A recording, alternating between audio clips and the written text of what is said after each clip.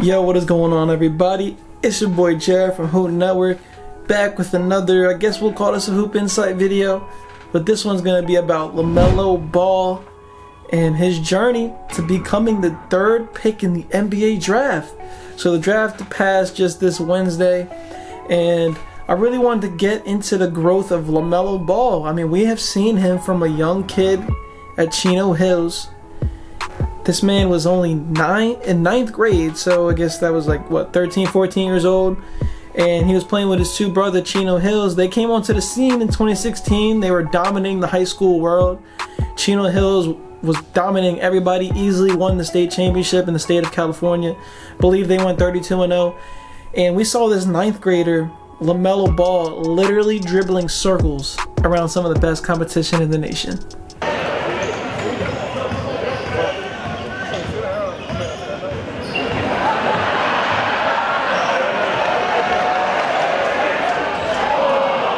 So we always knew how much potential LaMelo actually had, but we always questioned whether or not it could all come together. We saw a lot of the bad habits that he would have at Chino Hills, from chucking up half-court shots to dribbling in circles, like we said before. But just picking up a lot of bad habits, because once Alonzo was gone, he pretty much had free reign to do whatever he wanted. It was just him and his brother, and we also saw him score 92 points in a game. We saw him pull up from half court. It was like for every good or great moment, he had a dull moment or something that would make you question whether or not he could actually become an NBA player one day like his brother.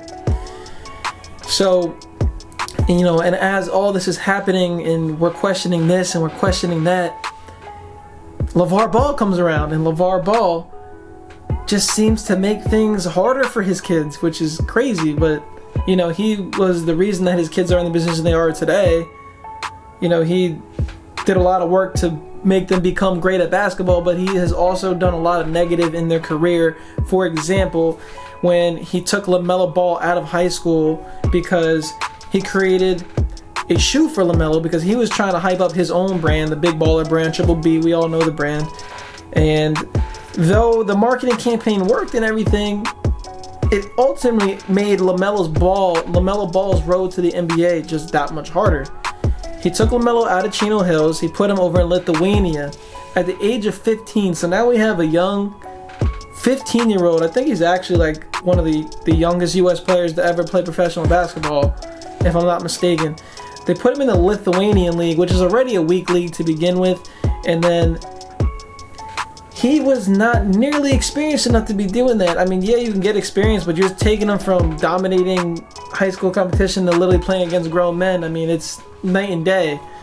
And obviously he was going to struggle there, and that didn't look too well for LaMelo. And then people were wanting to hate on him, saying, oh, he's not all that, he's overrated, this and that.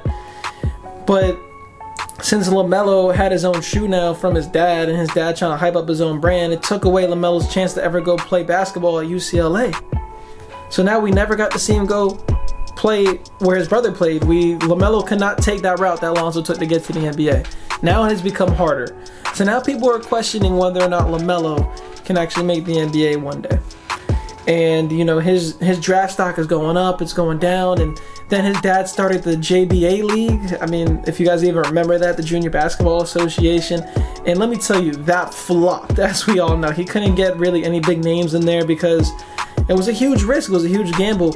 And then I think there was actually reports about, payroll not even being processed correctly and certain players not even getting their checks.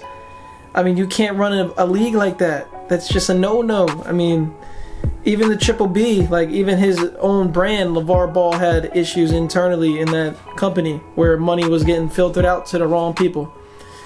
And, it was all sketchy. So that just made LaMelo Ball's road even that much harder. And then after the JBA, he finally was able to get back into high school at Spire, and he looked really good. He looked really good, because he was dominating the JBA. I mean, he was playing against a bunch of scrubs, so people were really wondering, can LaMelo dominate against the best competition and be the man on his team, which we saw him do at Spire. Some people want to say he wasn't the best player on the team, but no, he was the best player on that team. If you see where he's been drafted at now, he was definitely the best player on that team.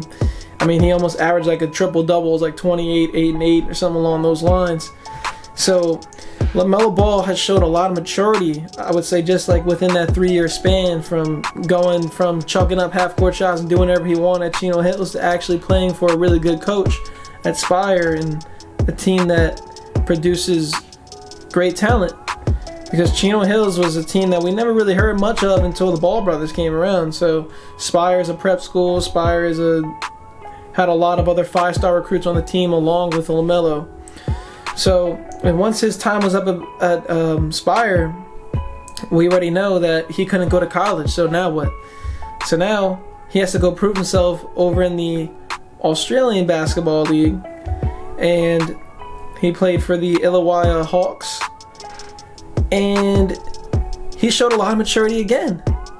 And it's just insane to see his growth from that 9th grade kid running around shooting half-court shots, just looking like he was taking the game as a joke, but it was still a bucket, mind you, to go into playing professional against former NBA players like Andrew Bogut, and he had Aaron Brooks on his team, and there was former D1 players in that league. I mean, that league was a very competitive basketball association, and people want to say it's nothing compared to the NCAA, but that's just not true. These overseas leagues, man, they have a lot of great competition. LaMelo was able to ball out over there. He did struggle efficiency-wise, but that's a given. I think he's still going to struggle a little bit efficiency-wise in the NBA, but once he can complete his form a little bit more, I mean, he has so much raw potential to just be a great player. And I think even though he does still take his occasional bad shots, he definitely fixed up his shot selection greatly. He was able to play better on the defensive end, even though we still need more intensity, but it's literally night and day. I can't talk. It's literally night and day between him at the Spire and the Chino Hills compared to him playing in the Pro League. You could really tell that he wanted it, and he was putting the work in. He was working very hard to try and become this #1 pick.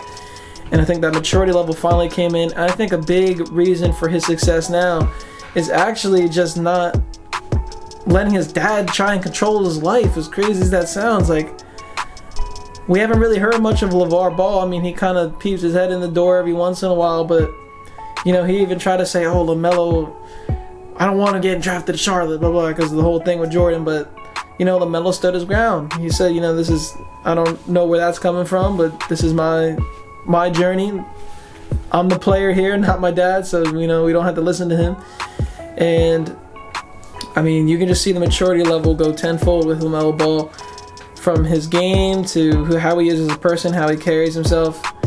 He's very respectable now as a person. I think a lot of people may have looked at him the wrong way as a kid, because I don't think a lot of people take into account how hard it must be to be in the spotlight at a young age like that.